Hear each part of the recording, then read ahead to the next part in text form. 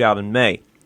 The man is Marvin Lewis Guy, and he's accused of firing on Killeen SWAT officers who were attempting to serve a no-knock narcotics warrant at his apartment on May 9th. According to police reports, Guy fired from inside the home, hitting 4 officers. One of those officers, Detective Charles Chuck Dinwiddie, was hit in the face. He died 2 days later. Guy was charged with capital murder in connection with Dinwiddie's death. He was also charged with 3 counts of attempted capital murder because he fired on the other officers during the shootout, wounding 1. Body armor protected the other officers who were hit. So I think this is outrageous. A man on trial for capital murder for only defending his home. A man's home should be his castle. What do you think about this, you out there in Radio Land? I mean, do you find this outrageous also? Do you think the police officers were right? Is this is the way that America runs now? This is just normal? Do we accept this? Let's go to the phone lines. Okay, we have Charles from Roanoke, Virginia on the line. Charles, welcome to Liberty or Death Radio with Daniel Richardson. How are you, sir? Hi, Dan. You know, something's not right when every other day there's another story of police brutality. It seems anytime I turn on the news, somebody's being choked out or somebody's being locked up for 3 strikes. You know, how many American youths are getting their lives wasted because of a little weed? That ain't right. I totally agree with you, Charles. That's very true. Get this charge on your record. It's going to stay there forever. You know, in fact, June 2011 marked the 40th anniversary of the war on drugs created by President Richard Nixon. It's cost us roughly $1 trillion, and really the supply and demand is actually higher than it has ever been. But you know what, Charles? There actually is hope. I was reading recently that the city of Philadelphia is looking to decriminalize pot to some degree to reduce penalties for possession of marijuana in the city of Philadelphia. Basically, if you're caught using it in public, you'd be charged with a non-criminal summary offense and face a $100 fine or up to 9 hours community service. If you're caught possessing fewer than 30 grams of marijuana or just over an ounce of marijuana, you'll be issued a citation and fined $25. So in neither case would you face a criminal charge or an arrest. So, Charles, what do you say? That's an improvement. Yeah, well, I mean, that's a start, okay? But the next thing we got to do, all those young men sitting on death row, all those young men that have been unfairly incarcerated, we gotta do something. We gotta get them out of here, and we need some real substantial changes in America. Because I'm scared, Daniel. I'm scared, man.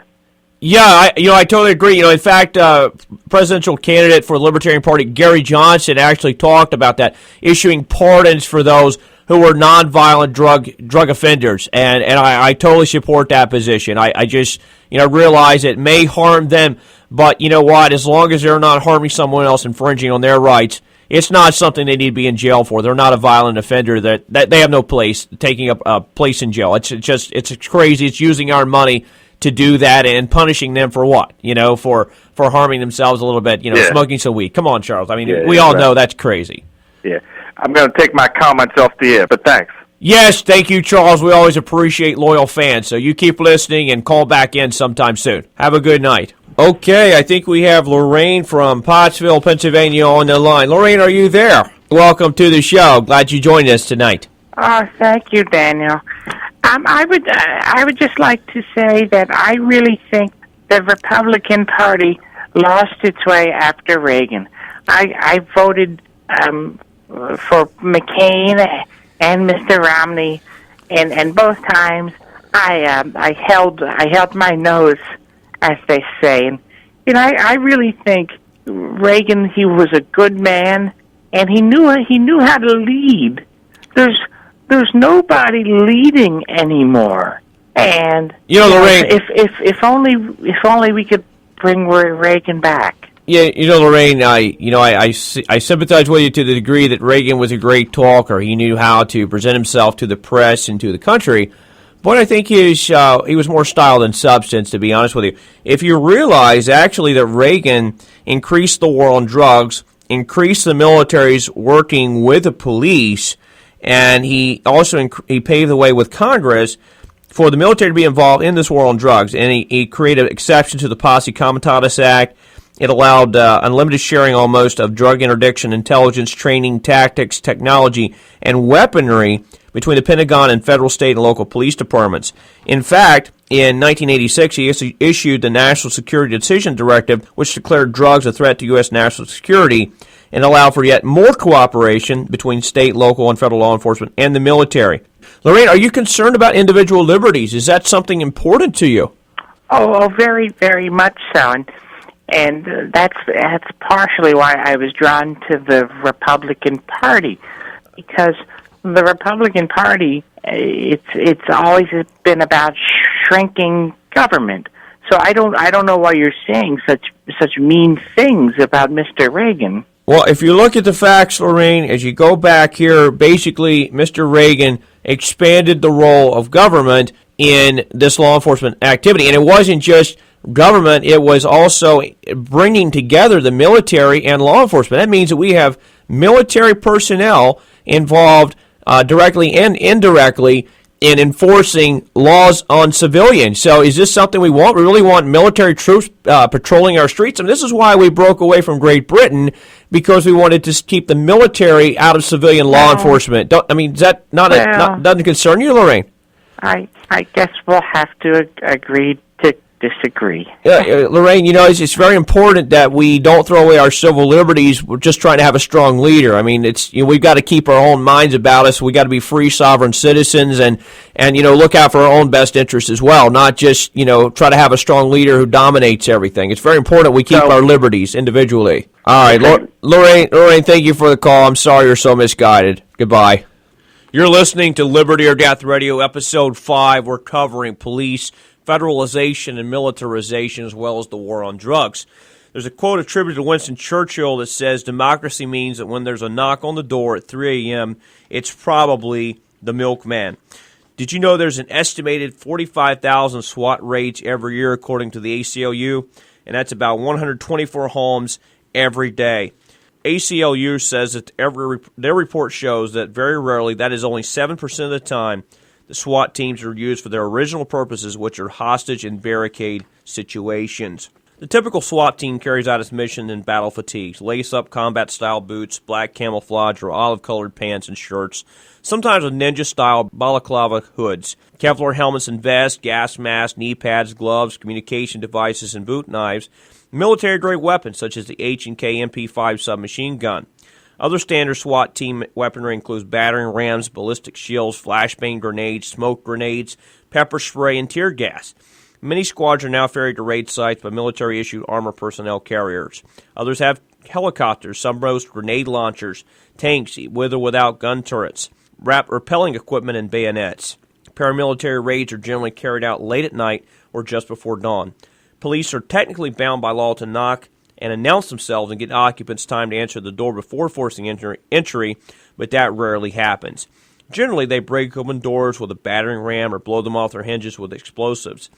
After an entryway is cleared, police sometimes detonate a flashbang grenade or similar device designed to disorient the occupants in the targeted house. They then enter the home under its cover. Once police are inside, the occupants are quickly and forcefully incapacitated. They're instructed to remain in the prone position, generally at gunpoint, while police carry out the search warrant. Any perceived noncompliance is typically met with force, which can potentially be lethal. As if outfitting soldiers in war gear wasn't enough, many SWAT teams and paramilitary units now train with elite military units. 46% of the paramilitary units surveyed in the 1990s reported that their SWAT teams or paramilitary units have been trained by current or former members of a military special forces unit, generally either the Navy SEALs or Army Rangers. According to one commander, we've had teams of Navy SEALs come here and teach us everything. We just have to use our own judgment and exclude the information like, at this point, we bring in the mortars and blow the place up. Latoya Harris describes the arrest of her 9-year-old daughter last May. She says that the cops came up and just put the cuffs upon her girl, took her off to the police cruiser, still in her bathing suit, still damp, and she was taken to the police station. They would not allow the mother to accompany her to the police station, and the girl was there for an hour or so. And while she was there, she was fingerprinted, photographed, and yet she was never charged with a crime. This is what we deal with, the militarized police state in America these days. And her mother said, in my opinion, they were trying just to scare her and humiliate her. All they had to do was give her a talking to. And the police spokesman said that this kind of behavior is justified as a safeguard. Cuffing 9-year-old girls. Unbelievable. Sergeant Glenn French is serves as commander for SWAT team in Sterling Heights, Michigan. He says, we trainers have spent the past decade trying to ingrain in our students the concept that the American police officer works the battlefield every day he patrols his sector. Note the choice of words, not neighborhood, but sector. This is what would be a military type of term. Clayton County Sheriff in 2008 said, the war on drugs in Clayton County, as in most jurisdictions, I liken it to the Vietnam War. Hit and miss, there is no clear win. We don't know if we're gaining ground or not. What we want to do is change our strategy. We want to make this more like a Normandy invasion. A Milwaukee detective and former SWAT officer said, municipal police departments do fight a war on the streets of this country daily. Milwaukee Police Chief Ed Flynn says, my message to my troops is if you see anybody carrying a gun on the streets of Milwaukee, we'll put them on the ground, take the gun away, and then decide whether you have a right to carry it. Former New York Mayor Michael Bloomberg recently referred to the NYPD as the seventh largest army in the world. Police T-shirts often have slogans such as, we get up early to beat the crowds. Yet those of us who cry out against these type of abuses, this type of outrageousness, this type of unbelievable behavior, this type of unconstitutional behavior are the ones that are said to be loony, are the ones that are said to be the radicals. Colonel Charles J. Dunlap says, using military forces for tasks that are essentially law enforcement requires a fundamental change in orientation. To put it bluntly, in its most basic iteration, military training is aimed at killing people and breaking things. Killing people and breaking things is the military's training. Police forces, on the other hand, take an entirely different approach. They have to exercise the studied restraint that a judicial process requires. They gather evidence and arrest suspects. These are two different views of the world. You know, the Christian scriptures still say, you shall not murder, and you're still commanded to love our neighbor as yourselves. Is this type of militarization of the police compatible with a Christian worldview? Is it compatible with a libertarian worldview? I suggest to you that it is not. I suggest to you that we need to stand up against the militarization of the police, against the federal takeover of the police, against this federal war on drugs. I think, as Anthony Antonello says, it's time to realize you've been sold out by the very people who swore to protect your rights. Tyranny has come to America, and the longer this goes unchanged, the fewer options Americans will have in peacefully transitioning into a free society. The question is, do Americans even want freedom? I want to thank you for listening to Liberty or Death Radio Episode 5. You can find us at DanielRayRichardson.com, on Twitter at LibertyOrDeathR, Facebook.com/Liberty or Death Radio. Contact us at libertyorddeathradio@gmail.com. Thanks for listening.